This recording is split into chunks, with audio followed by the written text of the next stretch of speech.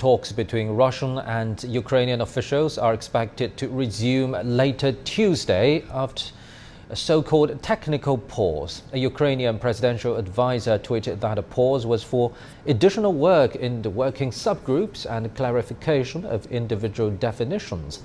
Russian lead negotiator Vladimir Medinsky said on social media that they have been talking with Ukrainian officials via video link every day, even during the weekend.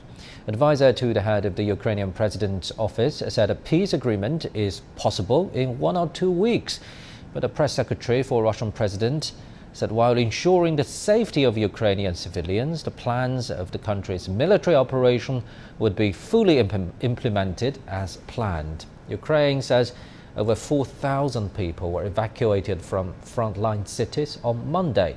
Philip Crowther has more details from Lviv in western Ukraine. Relentless Russian attacks have continued again on so many cities across Ukraine, in suburbs to the northwest of the capital city, Kiev, for example, but also inside the city. We've seen what's happening in Kharkiv, we've seen what's happening in Mariupol, and now we're starting to face the same situation in our city.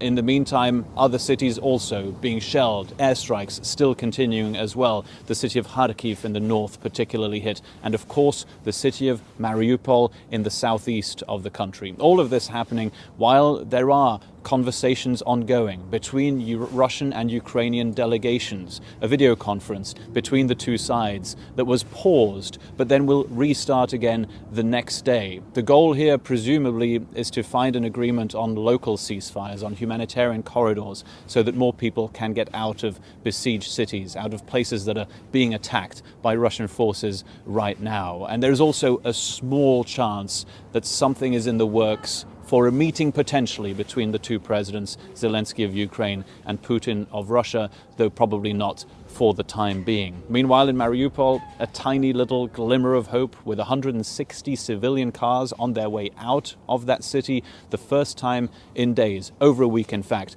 of attempts to get ceasefires going and to get civilians out of that besieged city. We're hoping that we can get confirmation that there were a lot of civilians in those cars and that they made it out safely from Mariupol.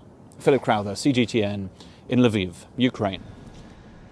At least 23 people have been killed in Donetsk in eastern Ukraine. Russia have accused Kiev of firing a missile at a residential area in the region. Earlier on Monday, Russia's defense ministry said 20 people have been killed and 28 wounded. The regional forces in Donetsk said a child was among the casualties and accused Kiev of committing a war crime.